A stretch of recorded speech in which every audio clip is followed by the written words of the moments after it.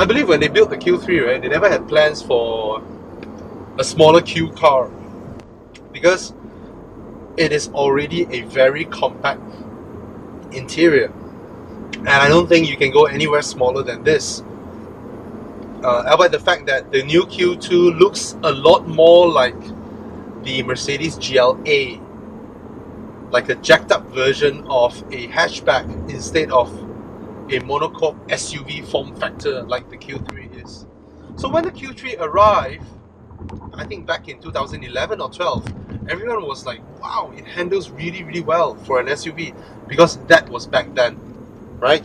Back then, you don't get a lot of SUVs that handles really well, and this is one of them. You know, it drives like a Golf GTI on a little bit of a platform shoe, but nonetheless it drives well. So what car does this compete against in terms of price point? As you know, a lot of all this EV incentives has been going on.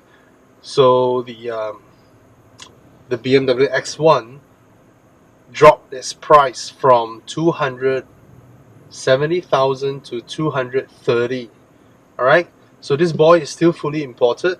It's a 2-liter variant, and I think it's priced at 250-ish thousand. How about its performance? It is sporty as well, because the steering is rather quick.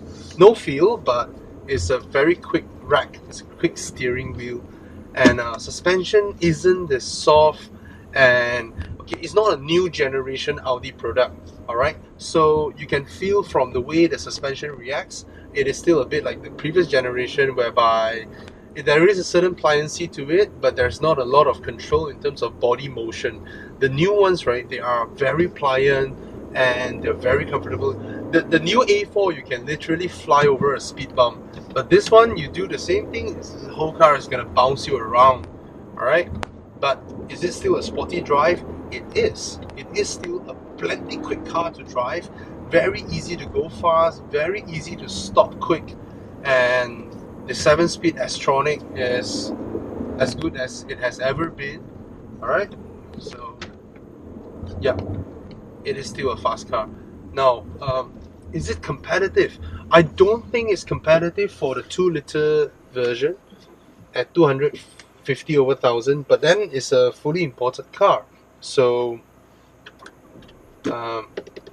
there goes the price advantage. But Audi Malaysia really kept their prices low. They understand that they have to import their cars. They don't have a CKD facility here, and they really price them very, very competitively. You look at the A4, right? It's priced at what, 240-ish, whereas the Jaguar XE ended up 340,000.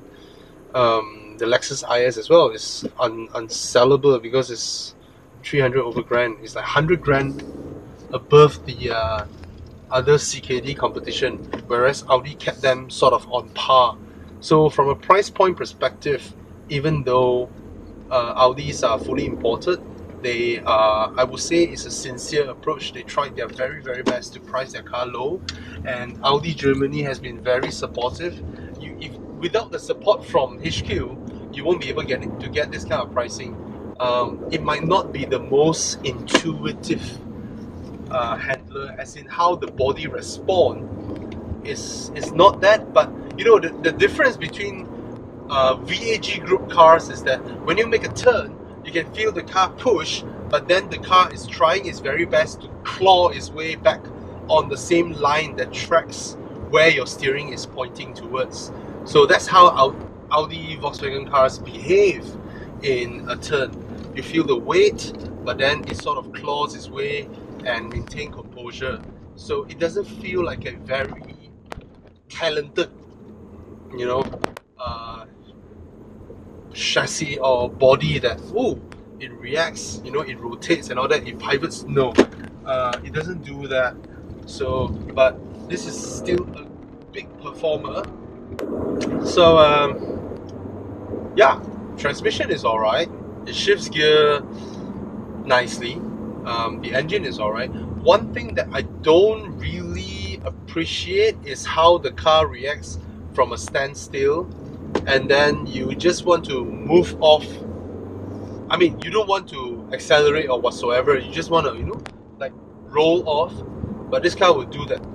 It will do that thing, you know, like jerk you off the line, like a lot of Japanese car makers do. That I don't really appreciate actually. Yeah, that's how the car feels like. It has automatic parking, and yeah, the really automatic parking type. I don't think it's a novelty feature anymore because you get the same feature in a Ford Focus. Yeah, it's quiet like all Audis are. The undercarriage is a bit busy because this is not a new generation product, but I would say it's competitive, but only if you buy the 1.4, because the 1.4 is powerful enough, and it serves its purpose. You don't need to buy the 2-liter in this car because it's small, it's not very heavy, it's powerful enough for the 1.4. As for the steering, of course I love the steering, right? They make really nice small size steering wheels, Audis, and I like the interior build, but it shows a lot in terms of how far the competition has gone, because this kind of interior is not something you can't get from a Mazda CX-3 now, and that says a lot actually, right? Okay, I'm gonna continue later. So to conclude, how the car drives, it's fast, it corners well, but that's about it. It doesn't do comfort very well, right? The other thing is this is very important.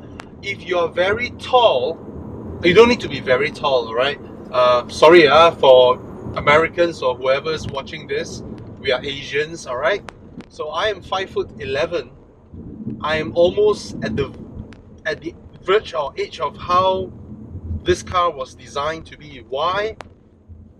You see, my knees and my ankle is sort of like, in terms of the usual driving position where this is my knee and this is my feet, right?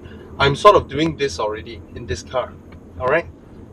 But I can't put the steering wheel under my wrist, which is the correct driving position. So this car is actually designed for, I would say woman. I don't want to be a sexist or whatsoever, but I fuck the political correctness, alright? It's for women, shorter body frame. So if you are shorter, it's more suited because that's as far as the steering wheel can reach. So for my height, actually, if I want a comfortable sitting position, a proper braking position like a passenger car, I have to sit this far where my arms are stretched out straight. Okay, never position your steering wheel whereby your arms have to stretch out straight. Why? Because in an emergency, you need to do an emergency braking, right?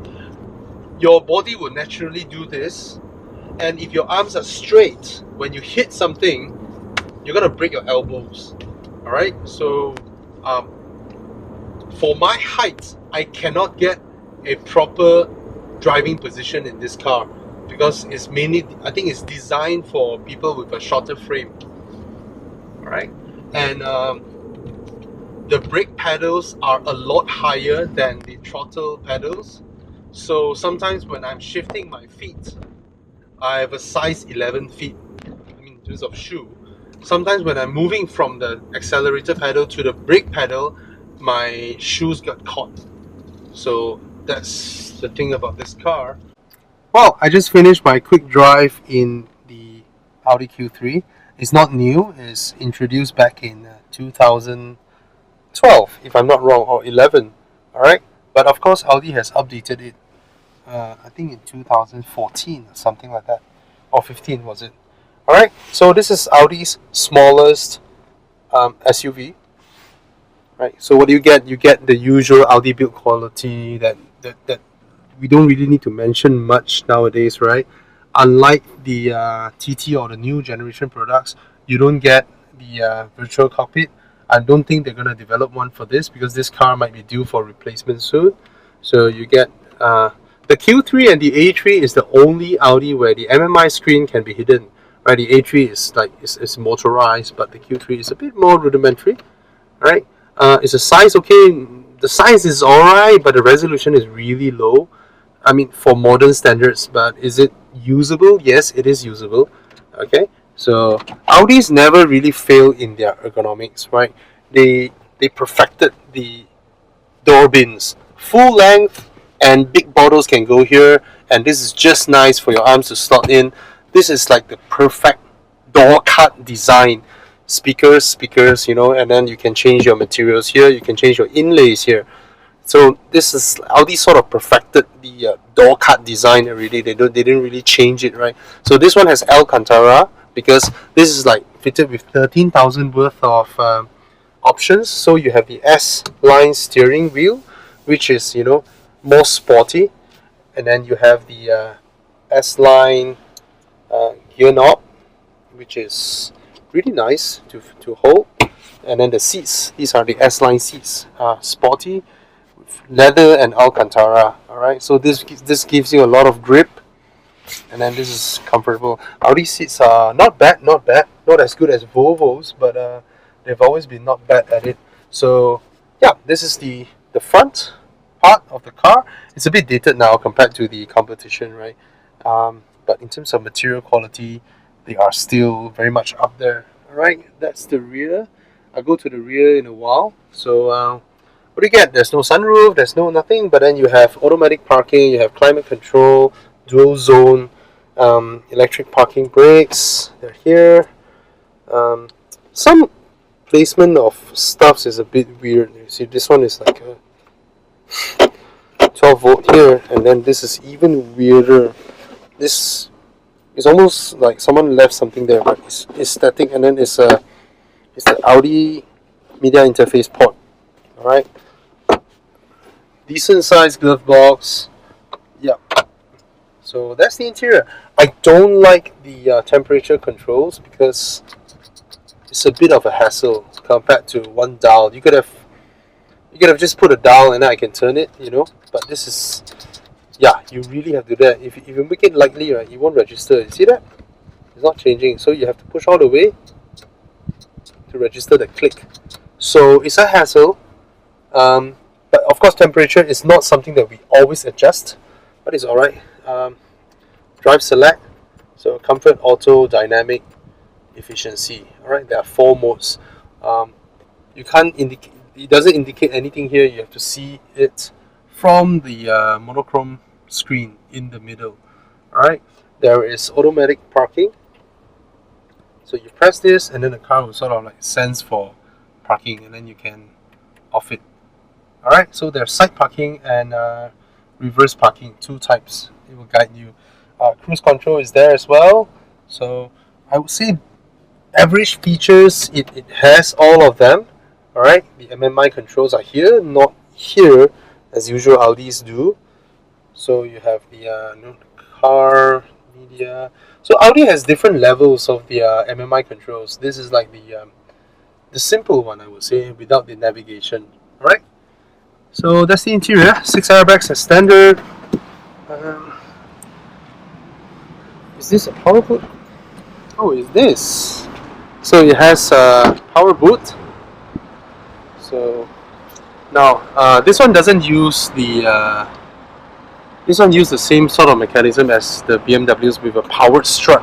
Instead of some Audis where they have the motor here and then they have the other gas struts at the side.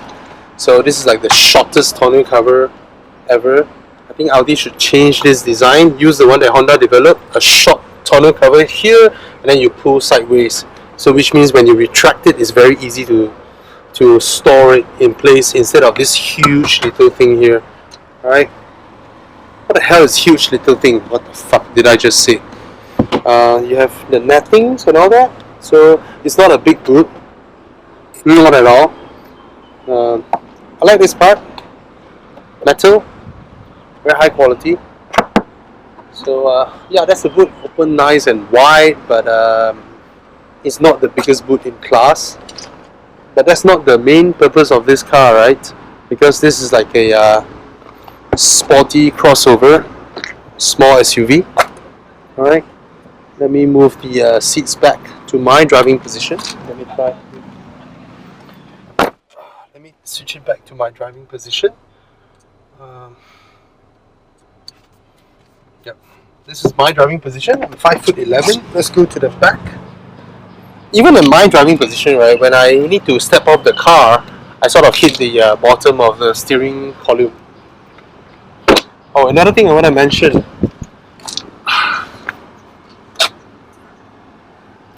The height difference between the accelerator pedal and the brake pedal is quite some margin.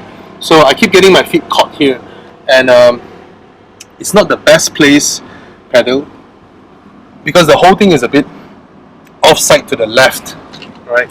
If I, yeah, okay, not the best placement. So it is a small car. Okay, it's not a big car, but they've never been too bad at it in terms of packaging. Audi has never been too bad at it. So I'm 5'11". This is the amount of legroom I have, and then that's the amount of headroom I have. Alright, if you notice, the seats are not full-size seats. Almost 1/3 of my thigh is out there. Okay, and you don't get an armrest because it's actually a small car, and this center console is almost the size of my fist. That's it. So it's a small crossover. It is definitely smaller than the X1. It might be on par or slightly tighter than the GLA. I don't think it's smaller than the GLA though. And for a small car that, you know, a runabout, daily runabout where you have a higher ride height, sporty handling, good performance, premium interior quality, this is sort of about there, but competition really catches up now. Alright, so let's hope I mean, it's still not a bad car, I would say. Holy shit. Everything was child lock. Alright. Very good. I like that. From the driver's side, I lock it and you can't even open the door or the windows or anything from the back. So I like that part. So have a look at the exterior. Is the Q3 still a good looking car? I think it is. They updated it to have the grille having this metallic effect that goes all the way to the lights, which is sort of like a trend nowadays. Everyone is trying to connect their headlights with their grills. I don't know why everyone is doing that, but everyone is doing that. Look at the Kia, it's also doing that. Right. Anyway, so that's the exterior. This is an interesting color. Even though it says S-Line, I don't see a lot of sporty details to it. Alright, so it's still a good looking car. Yep, that's the X3. I don't think it will look good in this wide angle lens because it just makes the whole thing look like a ball. Yep, that's about it. Most small crossovers, right, with such a small boot will just give you a parcel shelf with 2 cheap strings attached here, right? But they actually gave you a proper tonneau cover. But the thing is this, look at this lid. It's almost the entire length of the rail of the tonneau cover already, and then now you pull it out. Yeah, so this part is actually smaller than this part. So kudos for giving us a high quality tonneau cover, but I don't know, there's no space to store the tonneau cover, so a parcel shelf might be more practical. If not, it looks cheaper of course, right? A parcel shelf is like, you know, those cheap type with 2 strings attached, so those look cheaper. But then this one is a bit, I would say it's a little bit unnecessary because it's such a small boot. There's barely any travel here in need of a proper tonneau cover, provided they do the Civic type where it's about this length and it's mounted sideways and then you pull here so that the small thing, when you retract it, is easy to store. Yep, so that's the boot.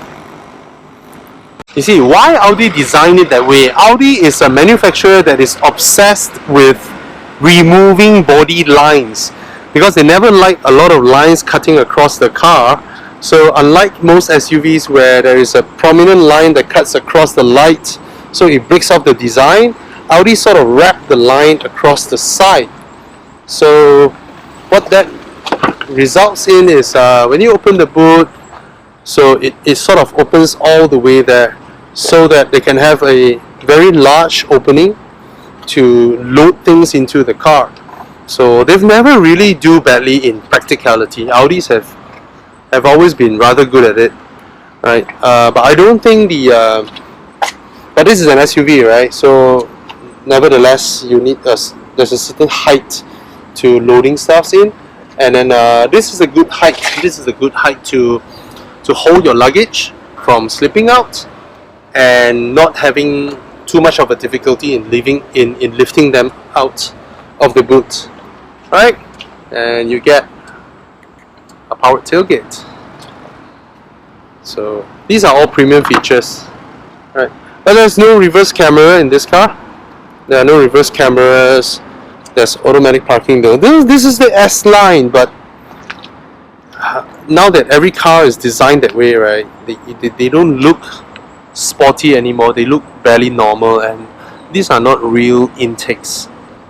So it's just there for design. Yep. Small car, small transmission. You don't need that much air or a separate oil cooler and all that. So that's how it is designed. All right, and I think, yeah, not much to shout out about. Get some really nice high quality roof rails, and it's keyless entry as well, right?